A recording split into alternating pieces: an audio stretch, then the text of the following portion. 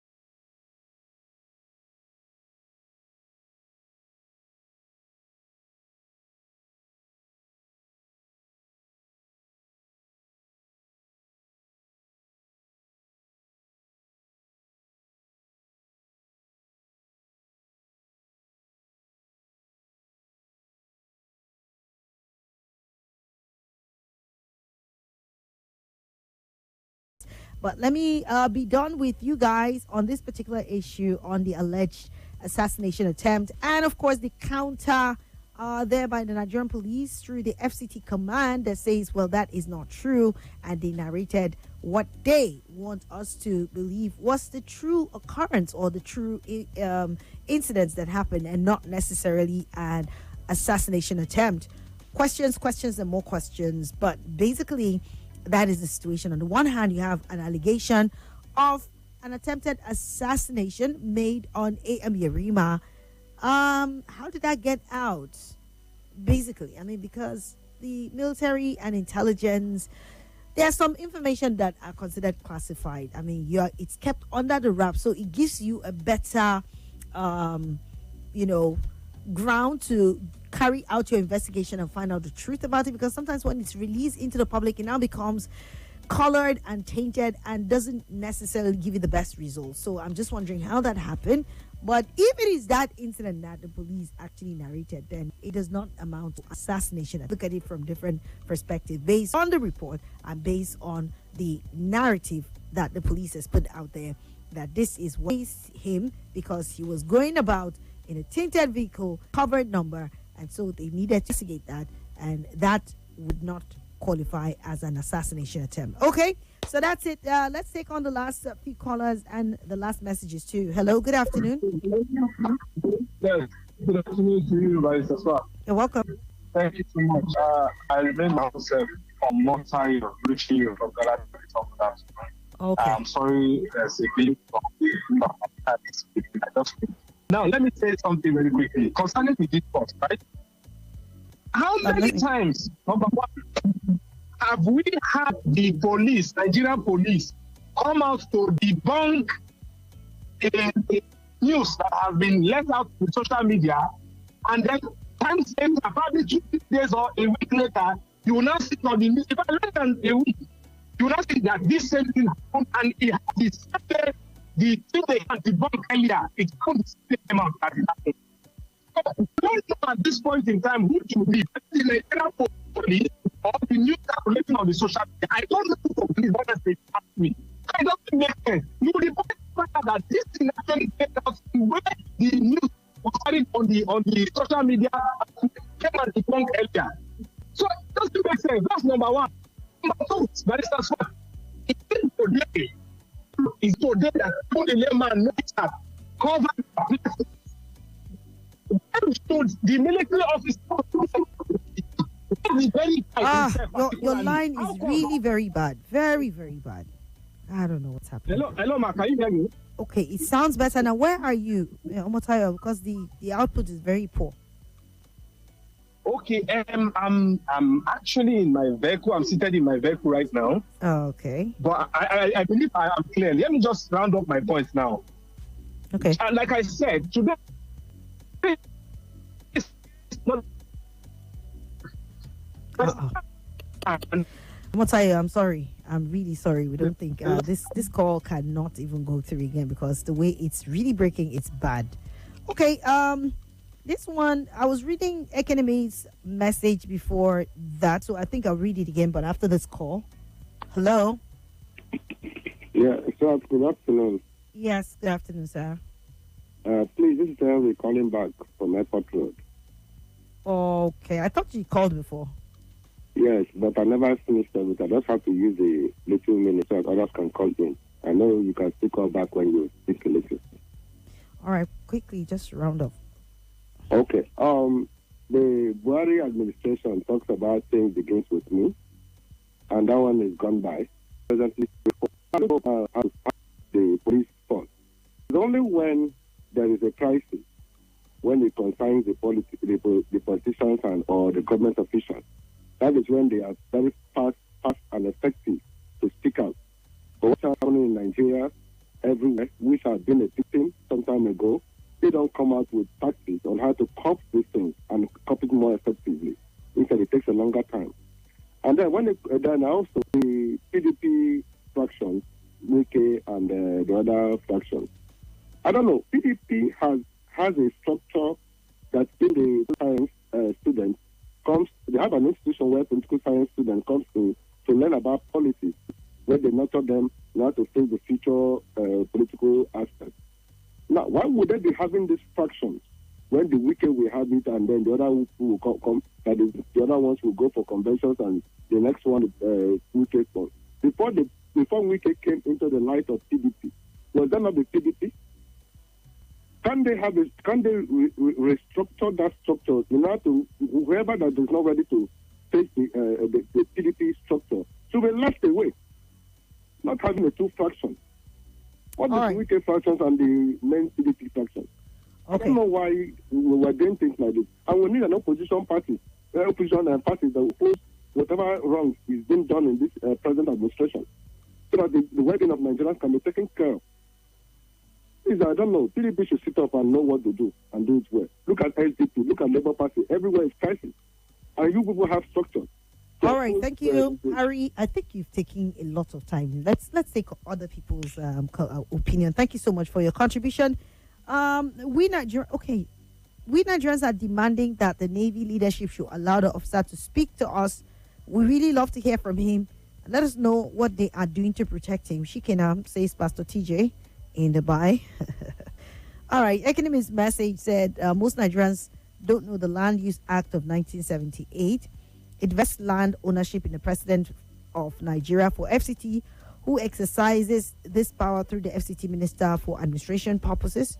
Wike takes order directly from the President, but Lieutenant Yerima takes order from ex-naval boss who is still under the President's power dynamics. He said power dynamics can be intoxicating. Lastly, I have a question. Why hasn't our military found Leah Sharibu?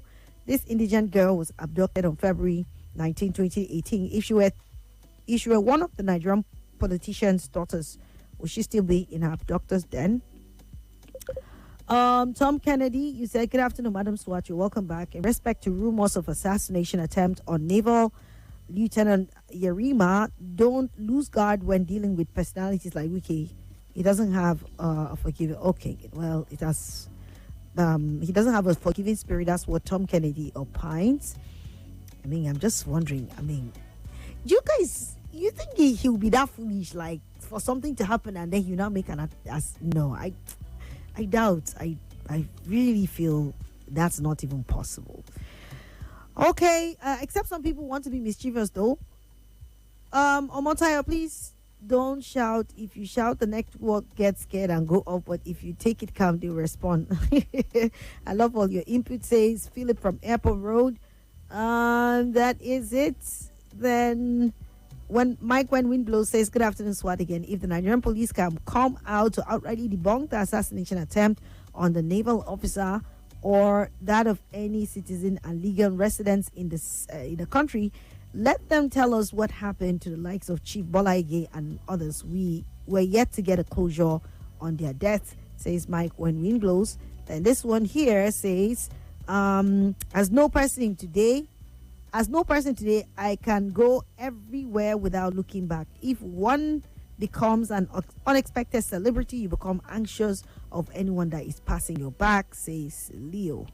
Good afternoon, SWAT. Mike from Abuja. The assassination attempt on Yerima is real, but some people want to use it as an opportunity to further destroy Wike's image. Wike really by case. Nigerians don't like him. That's what you opine there. Let me play this one quickly and then take on one last call. So let's listen to this. Good afternoon, Sister SWAT, and welcome to work. This is Elroro son from Kubwa. Most of the times, just like other callers said, incident will happen. The government officials will debunk it and say it's not true. The police will also debunk it and say it's not true.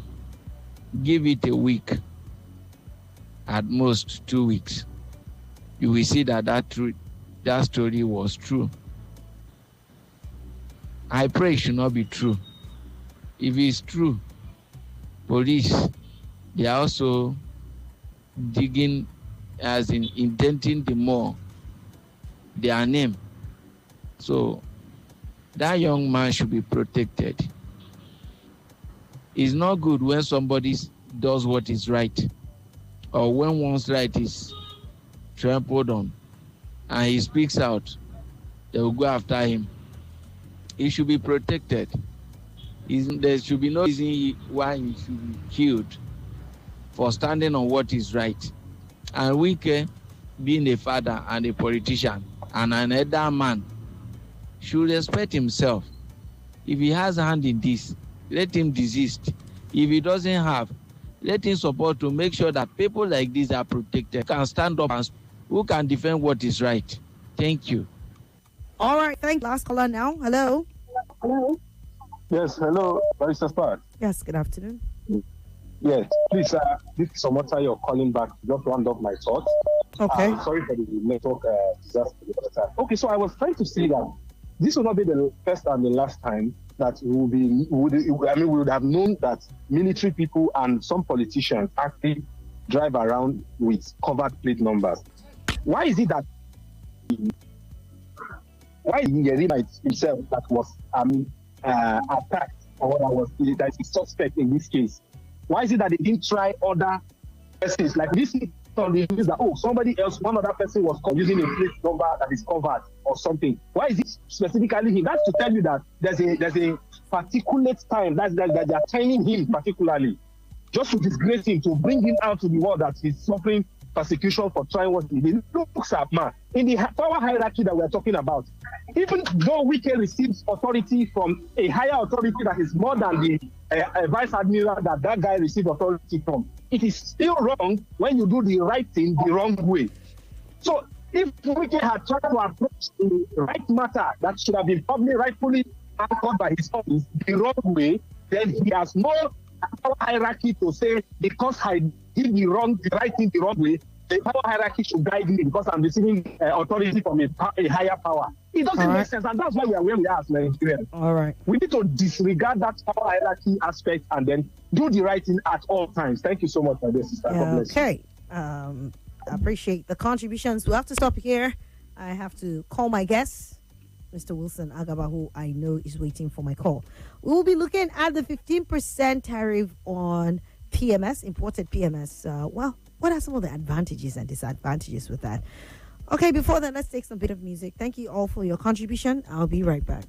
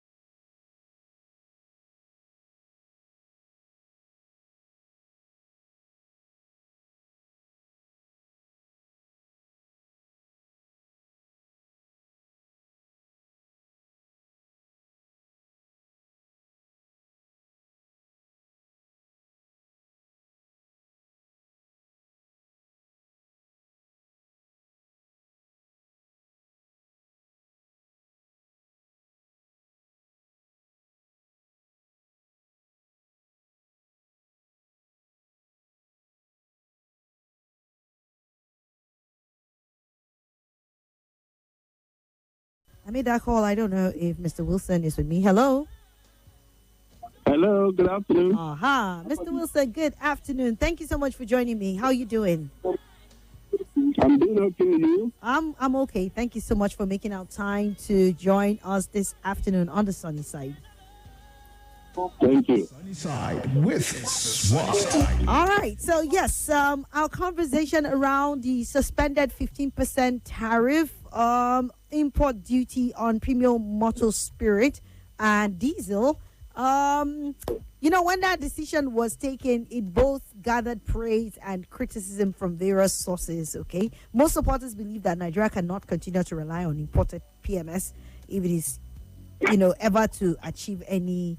If we're going to achieve any security energy in Nigeria, then we cannot continue to import. While some people feel, well, it's good for us as a nation, and also guard against monopoly and one person controlling the industry, so to speak. Well, what was your thought, when this was introduced? I mean, because one of the reasons given also is the fact that we are striving to achieve or improve on domestic production and all. Just share your thoughts on that particular step taken before we look at other issues around this matter. All right. Thank you very much. When I heard about the policy at first, I thought, yes, on the face value, it's a very nice policy. Of course, it looks like we want to drive homegrown refineries instead of depending on import of fuel. And of course, that predisposes us to global shocks. Anything that happens anywhere in the industry affects us. But then, as I always say, when you are introducing certain policies at the national level, these policies don't stand alone. They usually come with other supporting policies that will make this policy not to spiral out of control. And of course, that is the issue of self-sufficiency at home and the arrangements that have been made at home to ensure that the refinery that is already operating can acquire crude, process, and also will be bounded to sell certain percentage of its fuel to saturate the home market. If we haven't achieved that and we bring in the 15% import duty, it will just be to raise revenue for the federal government. And what will the businessman do? He will just pass that cost to the user. And of course, we all know that any increase in PMS in Nigeria will show up in all the goods and services that we consume. And then it will drive up inflation. So, unless these things are put in place, those policies, that particular policy I knew ab initio was never going to work. So, and it's good that the government took a second look at it and say, okay, now let's step down on it and take a more holistic look. And I think that what they should be doing at the moment is try to make sure that these other things we are talking about are put in place. Let's ensure that we have more refineries producing at home. Let's fix the issue of crude. If we are able to give them crude in Naira, let's fix the issue of this kind of fracas that happened between the Dangote refinery and the Nupeng. Yes. So those are things I think we should look at if we really want to implement this policy without causing trouble. Okay, yeah. So but do you think, in all sense of honesty, right, this shelving of the tariff, that's okay? Quickly, let's see. I think we have a quick commercial to just take, and then we will continue the conversation. Just stay on, please. Our number one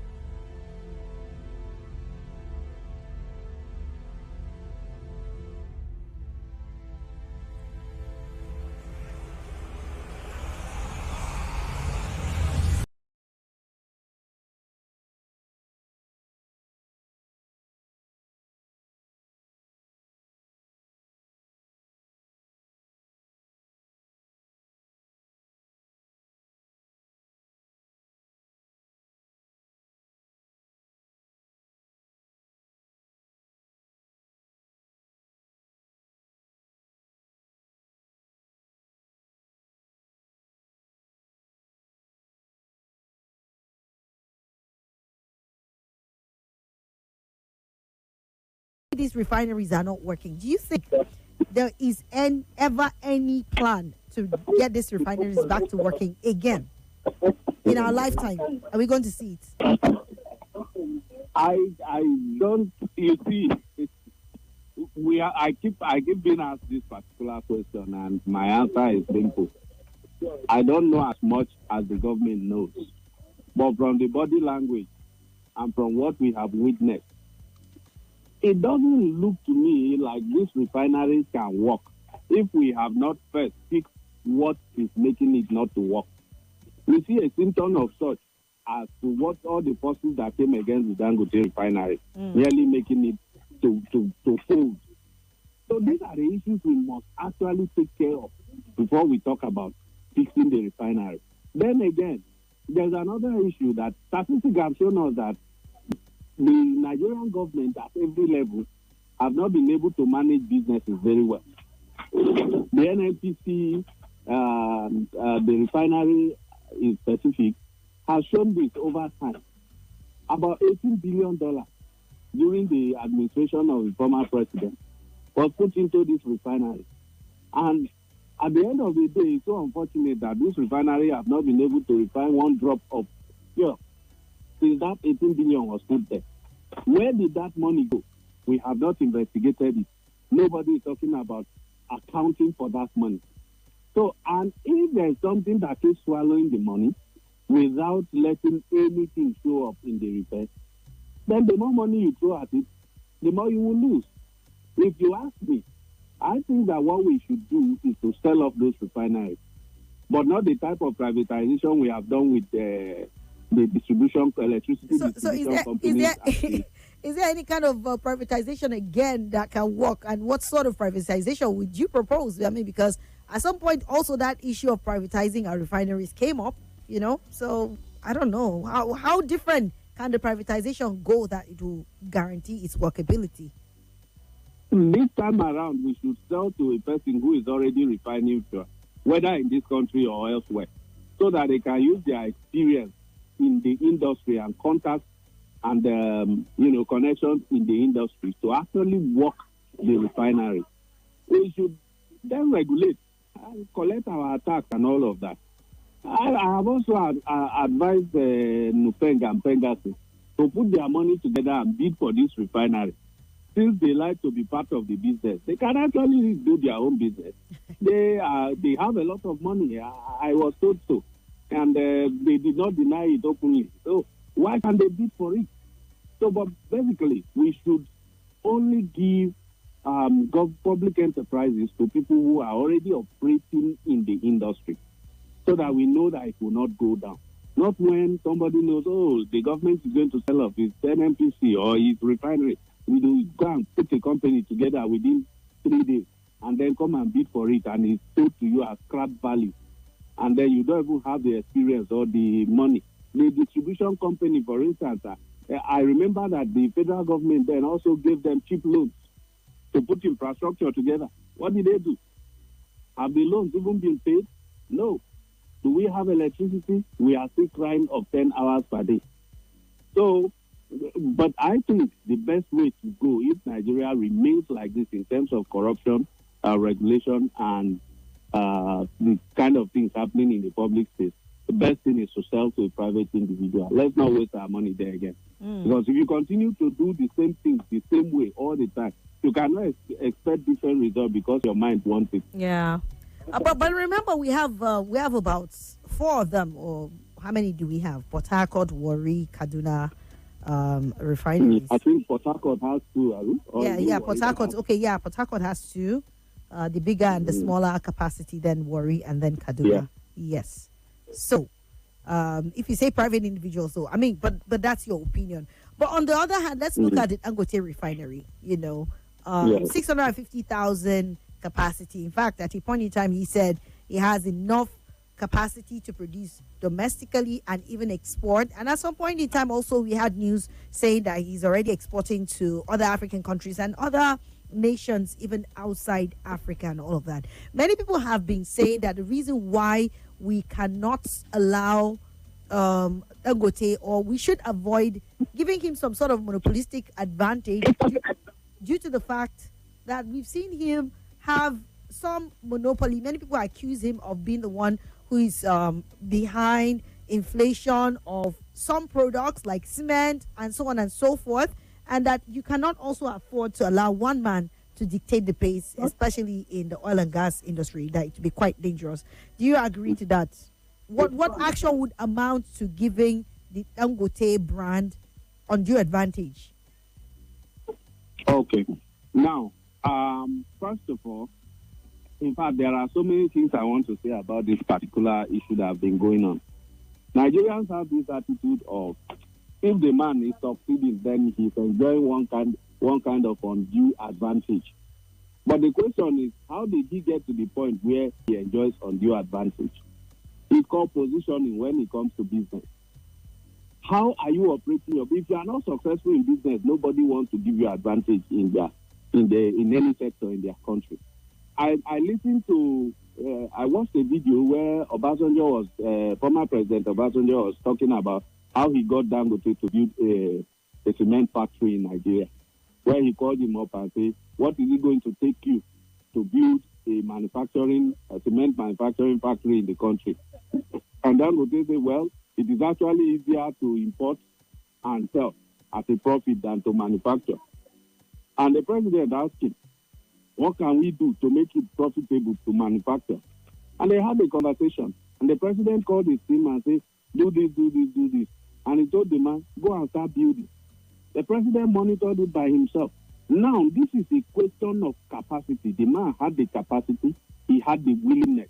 The president gave him backing. Now, is there any other person that showed capacity and willingness and went for the certificate, but they refused to give them? If that happens, then we'll talk about monopoly.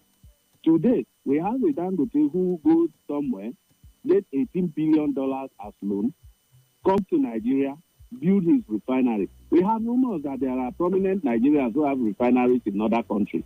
But this man took the loan, came to Nigeria, irrespective of all the challenges other people saw that they took their money out. He put the money in the country. Any reasonable government will give it some backing. And why do you need to do that? You give Dangote some backing, others will spring up. It is due to the success of the Dangote refinery that we heard that BOA is now investing in a 200,000 barrel per day refinery. And if we keep making them succeed, others will come.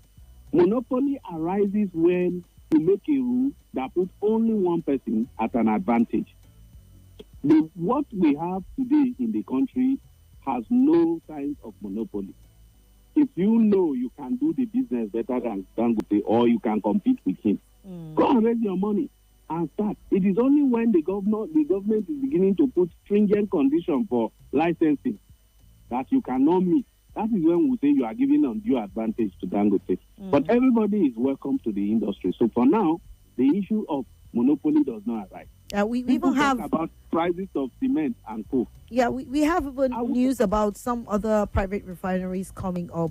And I also wanted to even ask the issue of those smaller refineries, what do you call them, around the creeks? Modular refineries. And just how much are we harnessing upon the opportunities that can offer to also contribute to, what do you call it now, fuel and PMS and other things too into the country, diesel. I mean, why is that up until now we've not had any concrete project, especially with regards to modular refineries? Because I feel that that's going to contribute a whole lot too, don't you think? Yes, one of the issues with the modular refinery is that, as the name modular implies, yes, modular can be in many ways. One, a small unit that can produce all the components, and you can always add other units for the volume to go up. Or you can have a unit that produces certain components without producing the other. And you can add the other components to make it complete the refining. So I think that most of these refineries produce, certain components only. I had some information on verified. Yeah. Most of them were doing diesel and one other heavy byproduct. And this will only attend to a particular market. The one that is most prominent among all of us here is PMS. So once you are not doing PMS, those people in the larger market may not feel the impact that much. Yeah. For those who are consuming diesel, I think they'll be able to tell us. I observed that the price of diesel has dropped over time to where it is now stabilized around 1,100 naira and thereabouts. So they are quite small and they are not producing all the components, so most especially not PMS. Okay. So to that extent, we may not feel the impact that much. But I think that what the government can do and what the people in the sector can clamor is for government to give them enabling environment and probably help them with access to finance, so that they can expand what they are already doing and then make more impact in the economy. It is good to give homegrown business advantages, but the home ground needs to be better. Otherwise, there will be famine in the country. Okay, so it's quite worrisome, and even though we've touched on that, I still want to harp on it that Nigeria is one of the biggest or the largest crude oil importers in Africa, and we are importing nearly all of our petroleum products, which is quite sad. We have quite a number of byproducts too that can come out of crude. Apart from PMS, you have diesel, you have fuel jet, you have so many other things, LNG, CNG, and we can just go on and on and on. But the system is marred by a lot of corruption. And I heard you say something about if Nigeria will not be a corrupt country and stuff like that. Is there any hope, when it comes to this oil and gas sector or the oil petroleum industry or sector with regards to the fraudulent and very chunky, how do I put it now? You get to hear figures that sometimes just shocks you beyond even a word. In terms of revenue, it is being stolen. It doesn't even come to it doesn't come to government coffers. Fuel is stolen or crude is stolen to other African countries or to other nations and stuff like that. So how do you tackle crime, criminality, all that mars the oil and gas sector? I mean, do we have any hopes whatsoever in terms of reducing this so that we can have a close semblance of a sane industry that actually helps the country? I mean, because we are nearly dependent solely on this, but then also when you look at the amount of fraud that's involved within that industry, it's cringeworthy. Well, the first question was, is there hope? My answer to that is always yes, there is hope. And how soon can our hope materialize depends on a lot of things. We can no longer deny that corruption is one of our biggest problems in the country. And when corruption happens, it becomes a truth.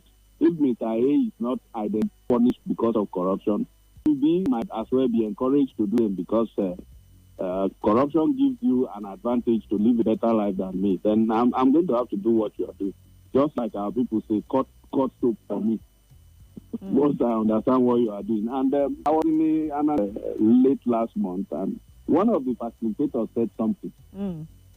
He said, Nigerians don't hate corruption.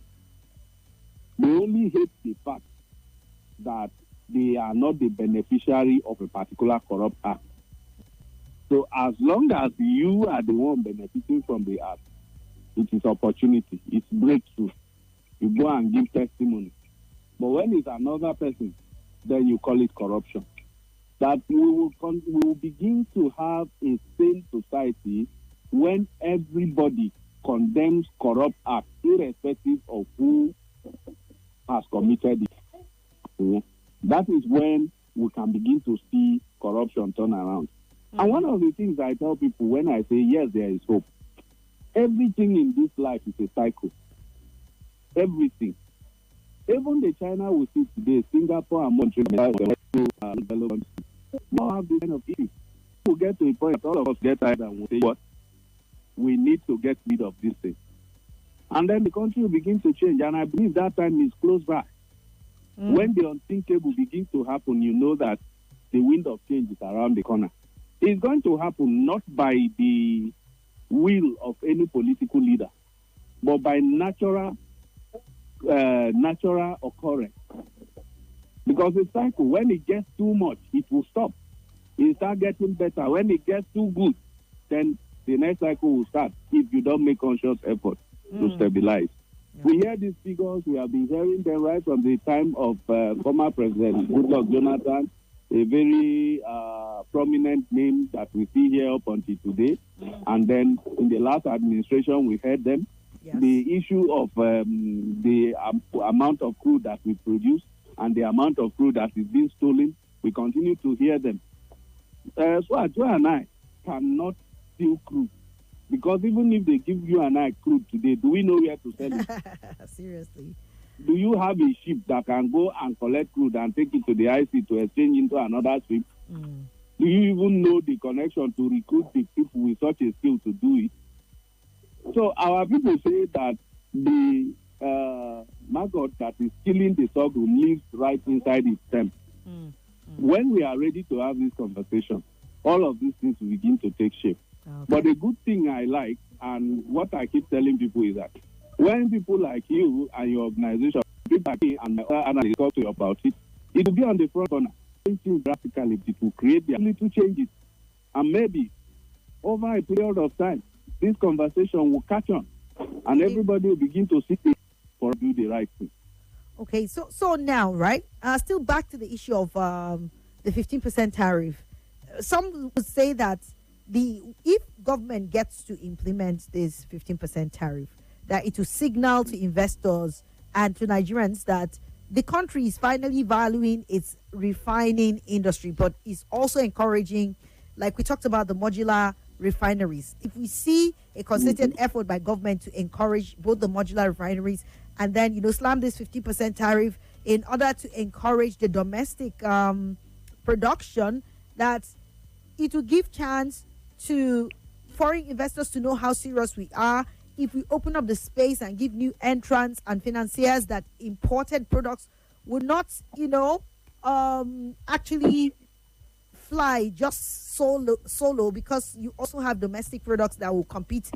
It will just create a sort of industry that is quite competitive and very good. Now, would you say you support this 15% tariff, even though it's been suspended? Is this something you look forward to being reintroduced and then seeing a regime that has that because of the positive impact many people are trying to create that it will bring into the industry?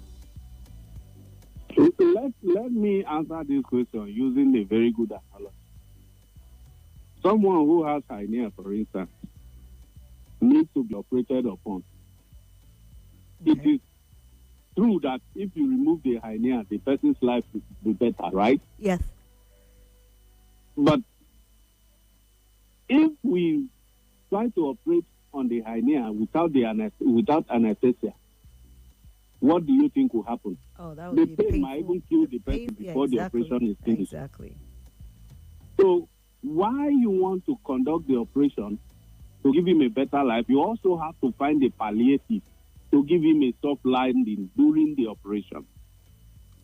So, yes, the 15% is to encourage investment in local production.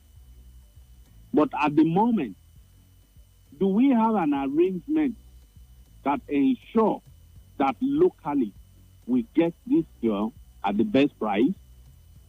If the answer is yes, then it's best time for you to invest. To float this policy. But if the answer is no, then there's still problem. I know there have been a problem between Dangote and the retailer, which is why Dangote went into some form of partnership with MRS to distribute straight to the market.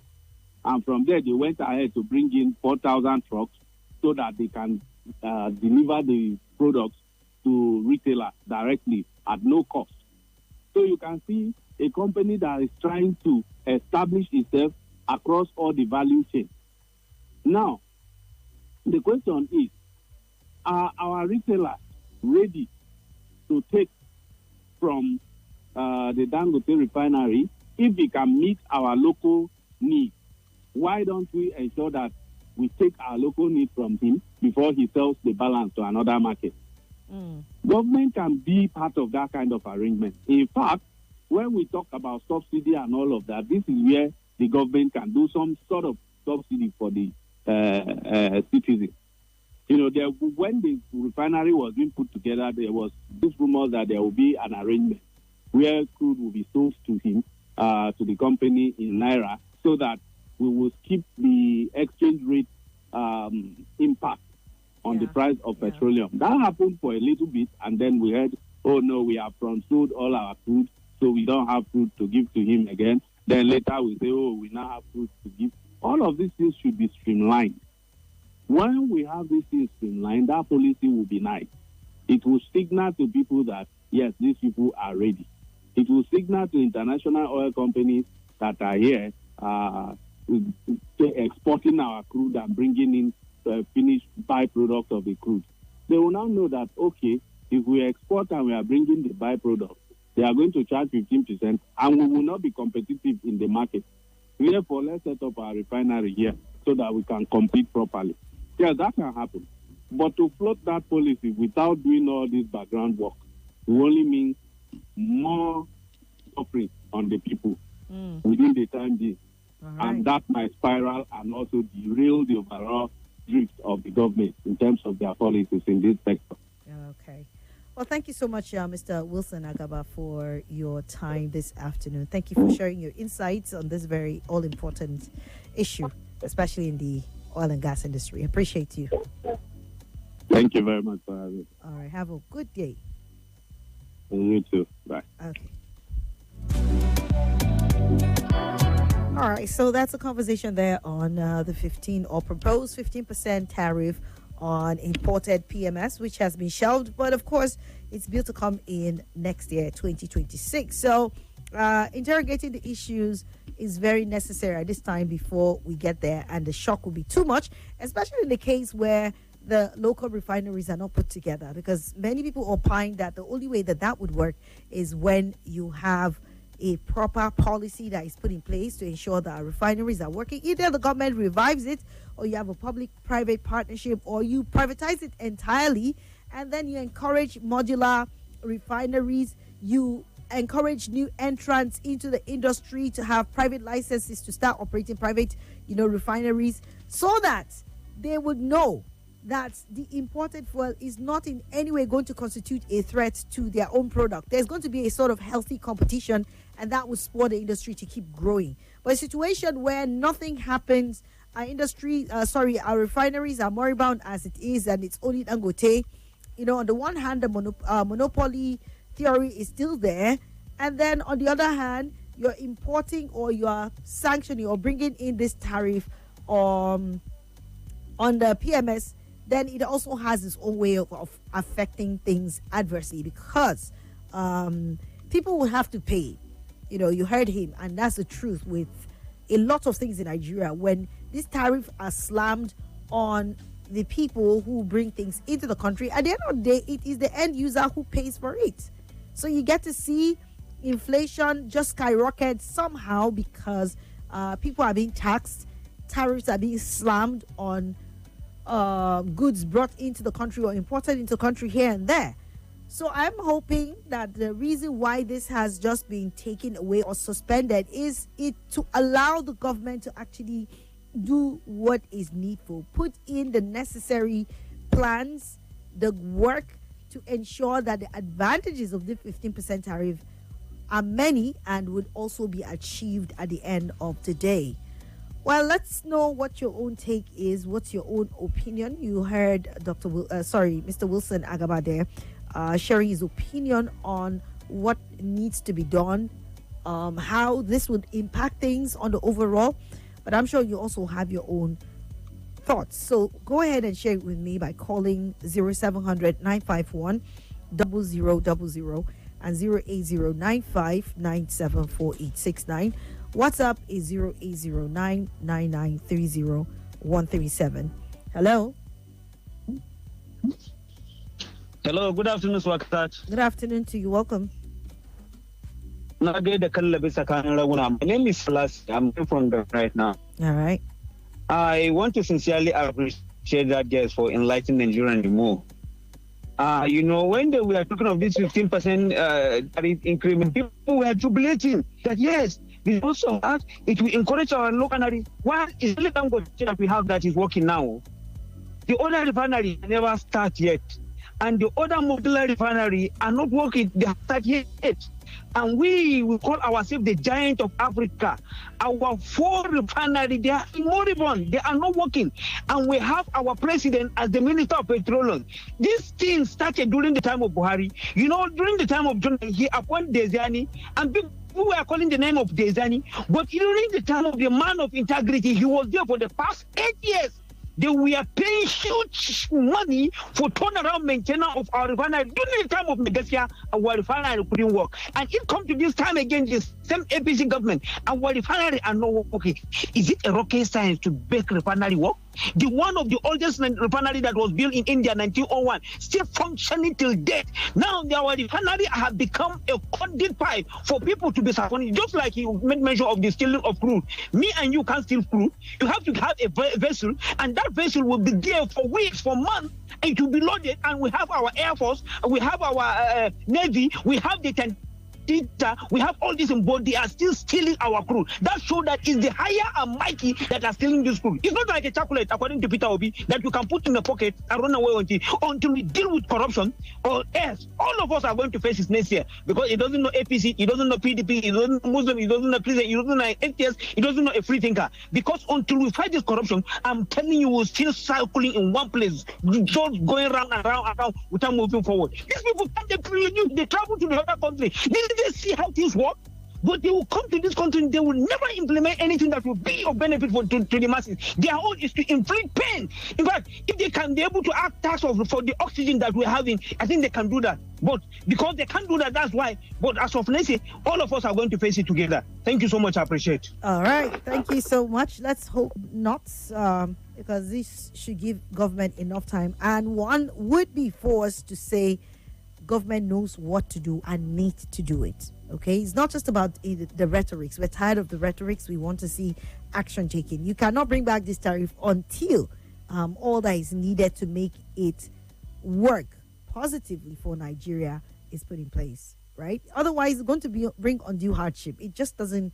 It might not work the way it's supposed to work. But if the right conditions are put in, then why not? I'm sure many people say bring it on, because we have enough domestic players that can counter whatever effect that may most likely bring. Let's stop for this commercial and come right back. More news and information coming up. We'll be back in a moment.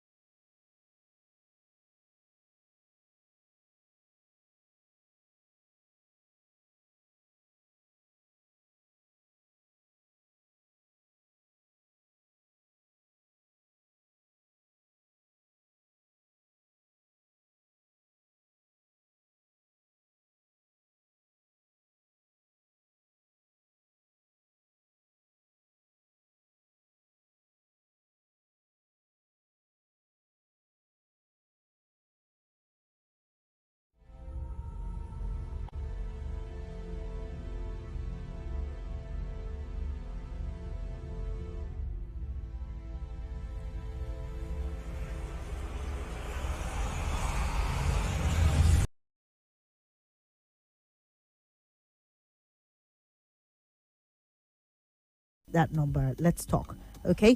Now let me read your message here. You said, okay, where did you start? Okay. Good afternoon, Nigeria Info. What do you think can be done to compel Nigerian leaders from their inertia? The Buhari local government chairman is inactive. Kubwa is man. Okay, is this from okay, this is from earlier on, right? You said Obi said it before, the politicians are the ones who steal the crude oil poor man cannot steal crude. They always work with the Navy to be able to do that. Swat, to fix Nigeria is very easy, but the fact is that our leaders don't want to because the present situation favors them. Okay, thank you. Hello? Yeah, hello, Swat. Good afternoon. Good afternoon. Yes, so I have a question from Patrol. All right, welcome. Go ahead. Yeah, so, the government is talking about 15% for tax on importation. Tariff, right? On imported Tariff, fuel. right? On imported petroleum. Yes. That's good. Now, how many percent for local manufacturers? Nothing. No. Tariff. Tariff. You are slamming tariff on them. If you import, you have to pay 15% to discourage importation and to encourage domestic production. Do you understand? That's what I'm trying to say now. 15% for importation, right? Yes.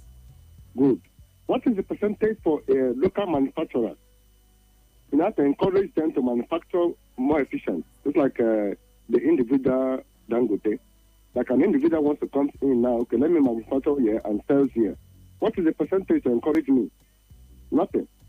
How do I go on the process to have I think what you are trying to ask is what are the incentives, maybe tax holiday, because you cannot slam a tariff on people who are, you need to encourage them. So maybe you'll be talking about tax holidays, tax, tax free. Tax free percentage. Yes, right? Tax holidays for them. Yeah. Yeah, okay.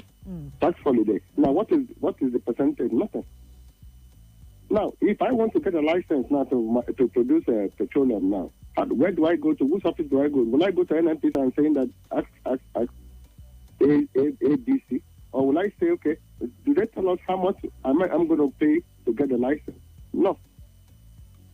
So how do I encourage this? Is it not to inflict more crisis on Nigerians by this 15% importation tariff?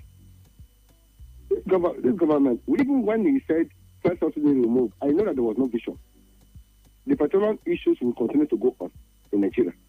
We will still continue to have that crisis we've been having since the beginning of democracy and before the democracy. When every time when the season period, we won't be able to go out and we won't be able to get petroleum available for mobility. Nothing is being put on ground. They bring up policies not to enrich themselves, not for the benefit of Nigerians. This petroleum issue is easier to sort out if they want to do it. These are not the tax aspects. There are things you need to do and do it better. What are the professionals who know about this field? They don't talk about it. All right. Thank you so much. Let's listen to more people. Sorry about that. Good afternoon, Swats. I am Baba Favor from Kabai. Your guest is on point. Please, we need his Facebook handle or the social media handle. Well, the work is hot here in Nasarawa State. It's hot everywhere, my brother. All right, let's listen to some voice notes.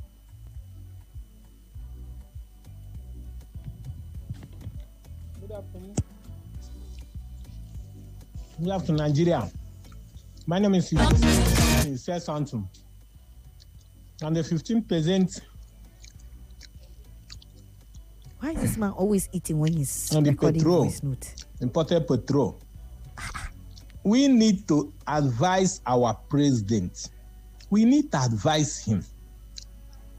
Some of all these bills they are pushing for him from left and right, all those his tribal people there. It's not fair. See,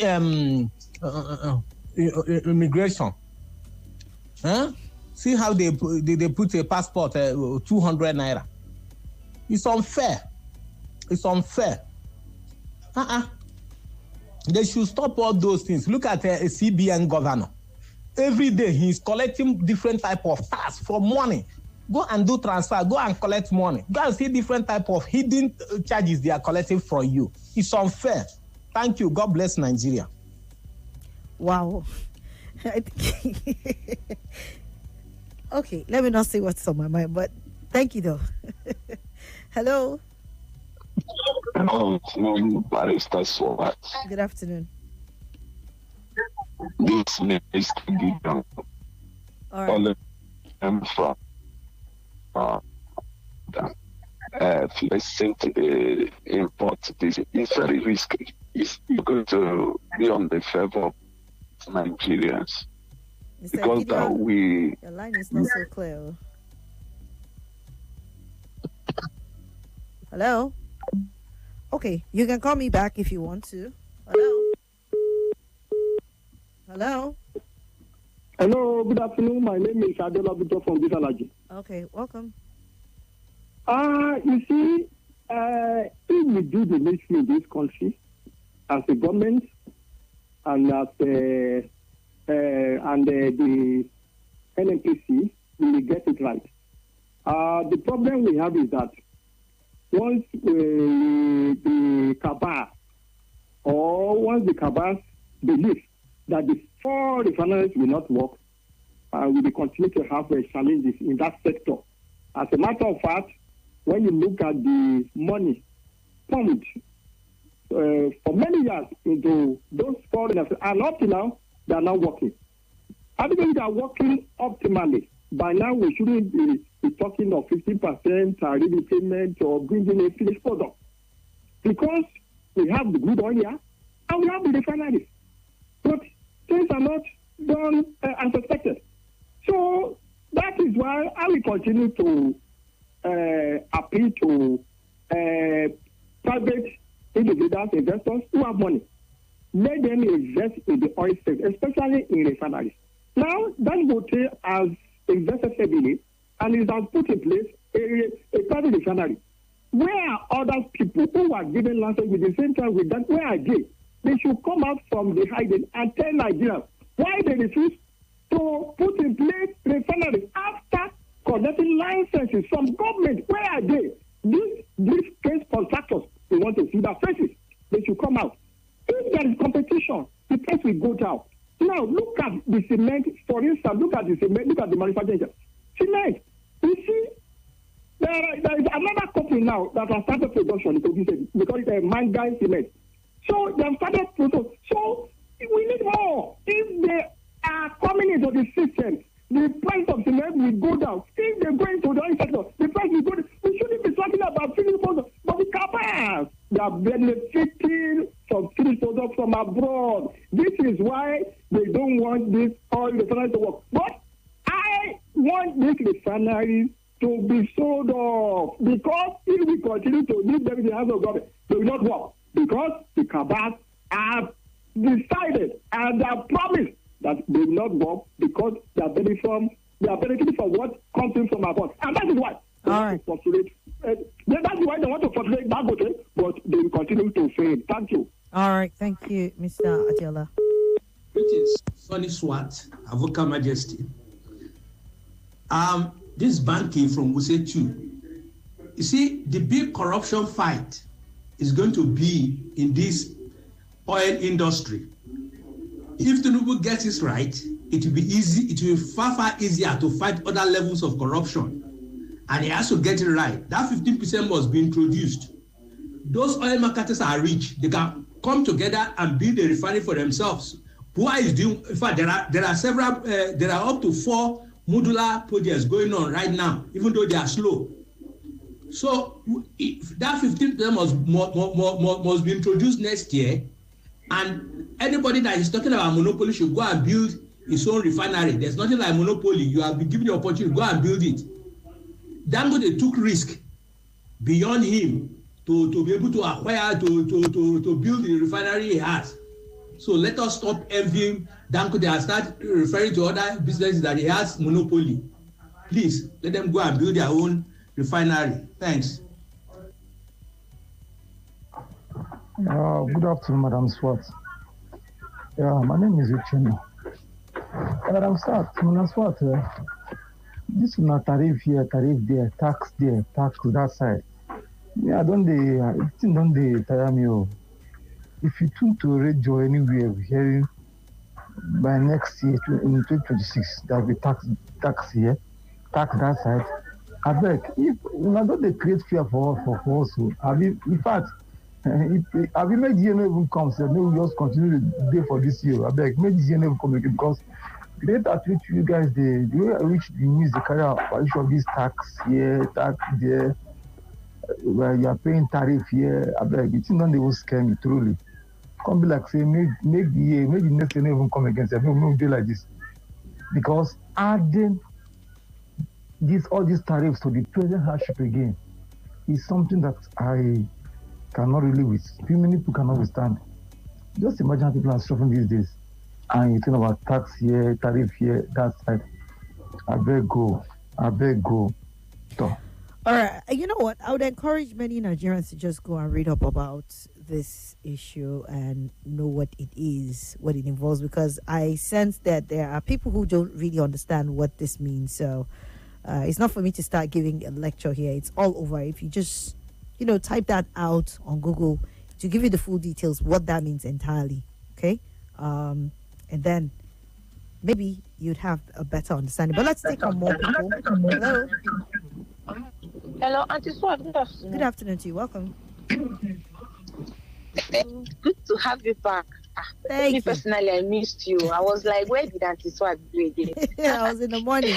It's so good to hear you. Okay, yeah, that's true. I don't really tune in the morning, so I don't have known. Welcome back to Sunnyside. I missed you personally. Thank you. Okay, so Auntie Swat, this whole tax thing, yeah, I've been seeing a thing or two about it. I may not really understand taxing that much, but I've been reading about it. I've been watching videos that explain, they are trying to explain the new tax reforms that is coming next year.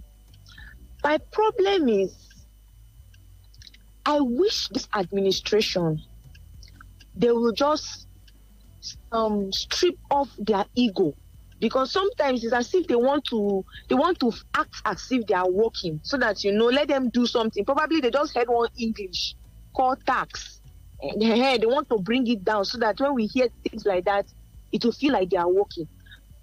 The people that you are taxing, how much are they earning?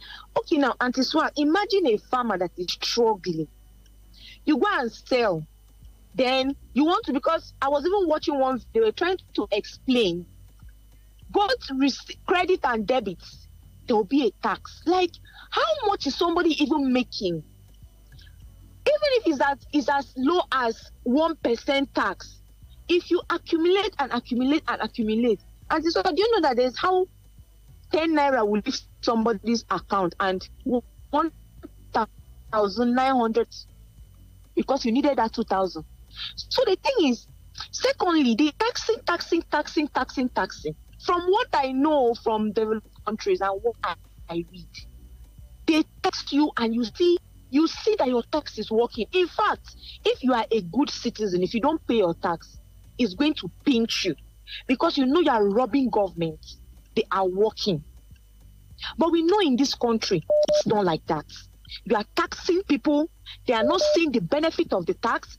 The road in which I fly every day, I keep pumping my tire because the thing keeps puncturing my tire.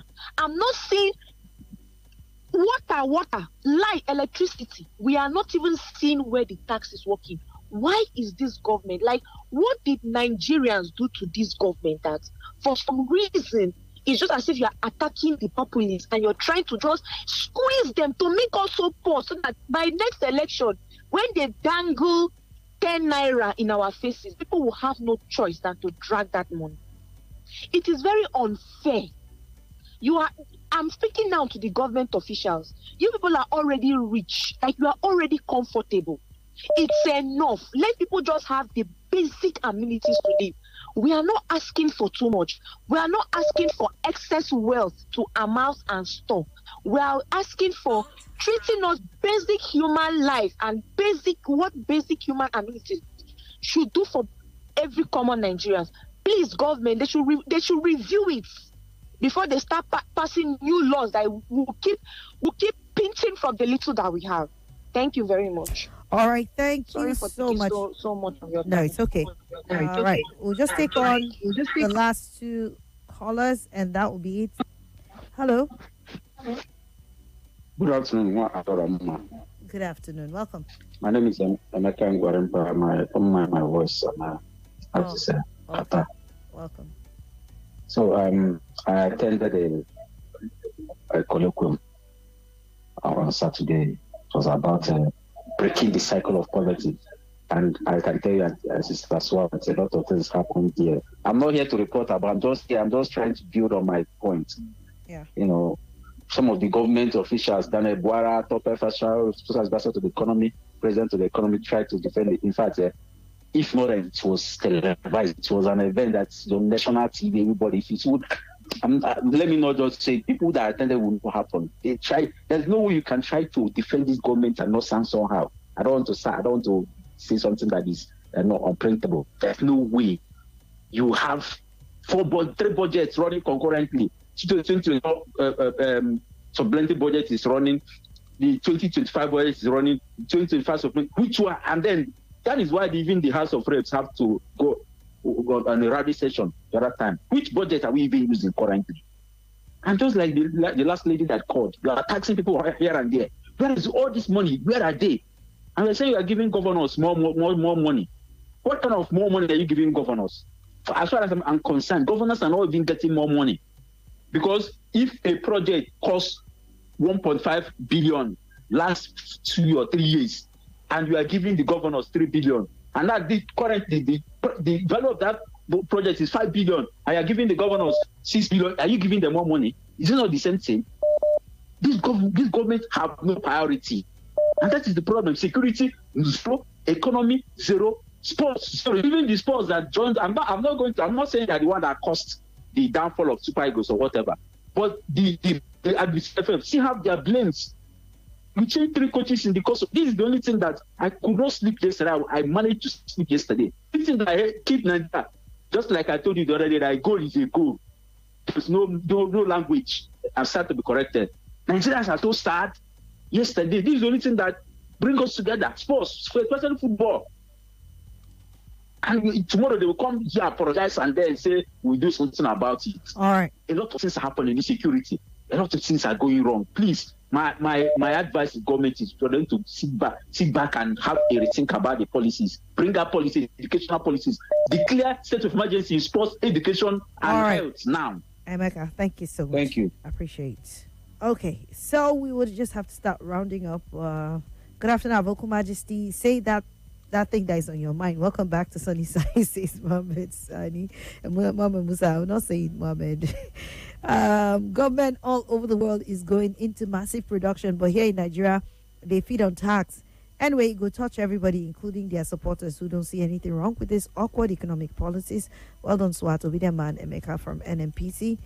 And let me take on a phone call as we wrap up because we're done already. Okay, that did not stay.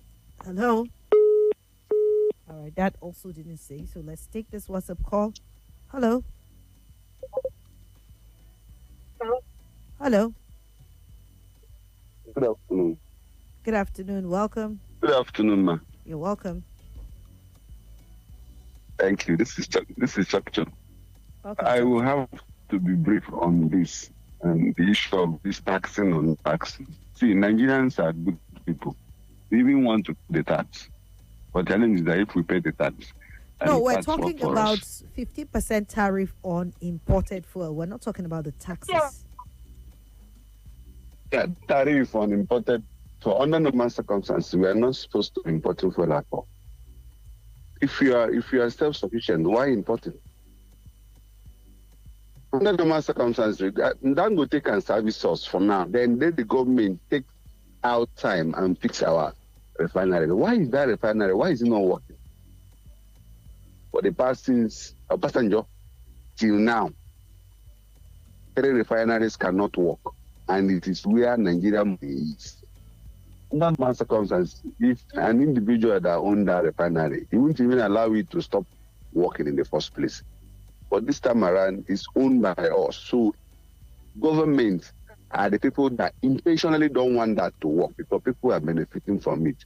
So that tax they are talking about, it doesn't even make sense. What makes sense is that stop importation entirely. We are supposed to be exporting. You can't just say, okay, farmers export rice.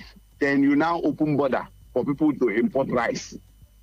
Then how do you want the farmers to now produce the rice and export? It doesn't make sense, though.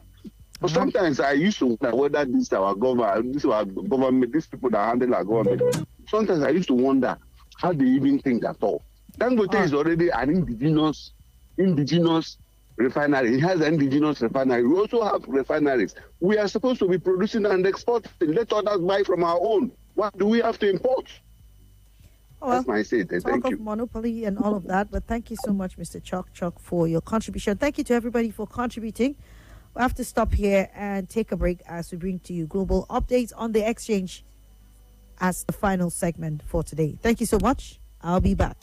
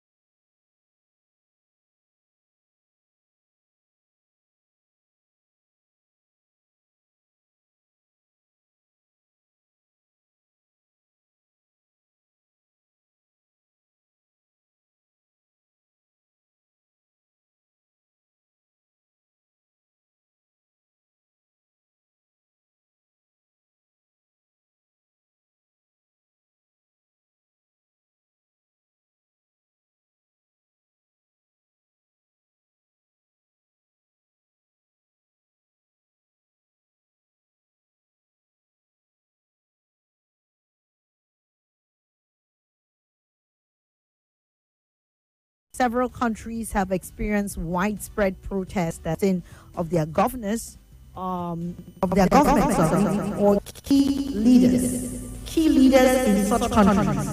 And our minds go to countries like Nepal, sometime in September 2025.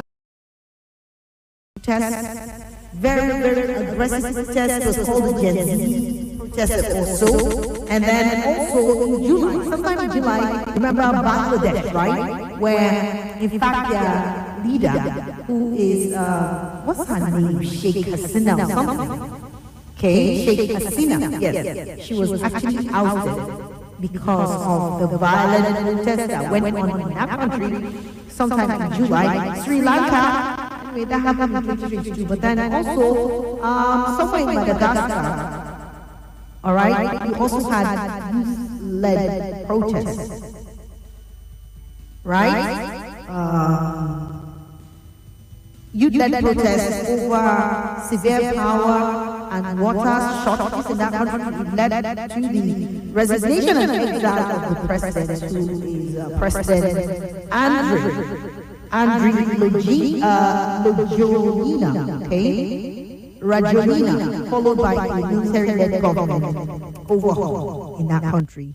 And in the case of Bangladesh, it was, like I said, in July of 2024, that student-led protests against merit-based civil service job quotas, which escalated into a nationwide usurping, and then it forced the Prime Minister Sheikh Hasina to flee to India,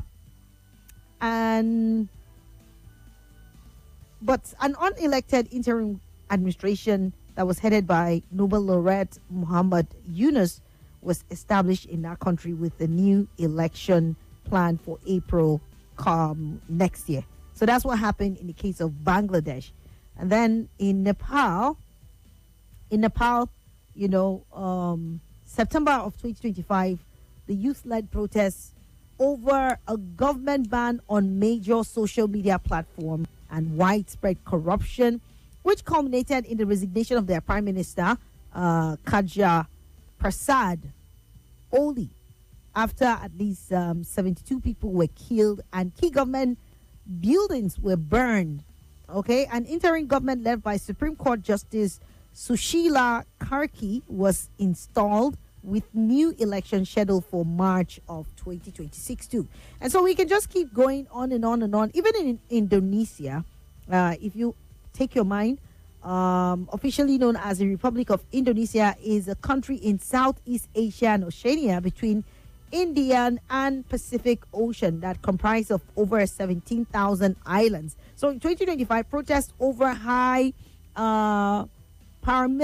parliamentary allowances and food poisoning from government school meals forced the protest to replace key ministers and highlighting public anger over elite privileges and governance failure. So these are some of the issues which I know when you look at them, they also resonate with us because these are some of the things that we keep complaining about in Nigeria. Okay, if it's not government excesses, it is with the National Assembly. If it is not National Assembly, it is high-handedness of some elected or appointed officials in the country. It is high food or inflation, unaffordability of food, just so many things. Bad infrastructure, all of those things. They resonate with us here in Nigeria. So these are some of the countries, even in Peru, okay?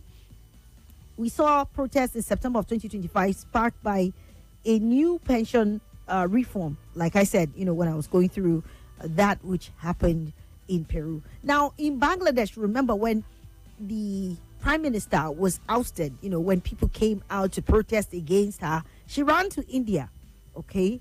And then replaced also by an interim government and so on and so forth. But Bangladesh former Prime Minister has been sentenced to death. That's the news coming out of all of this, okay? The lady who ran to India has now been sentenced to death for crimes against humanity over her crackdown on student-led protests, which led to her ousting when that was happening in her country. Her name is Sheikh Hasina. She was found guilty of allowing lethal force to be used against protesters 1,400 of whom died during the unrest last year. She was tried in absentia by the International Crimes Tribunal in Bangladesh, having been exiled in India since she was forced from power in July of 2024. Prosecutors accused her of being behind hundreds of killings during the protests, and families of those killed or injured called for tough penalties. Hasina has denied all charges, calling the trial biased and politically motivated. And the month-long tribunal in Bangladesh Domestic War Crimes Court was widely expected to find her guilty. But the verdict marks a pivotal moment for the nation, vindicating protests that found their roots in anger over years of repression under her rule. Now, Sheikh Hasina had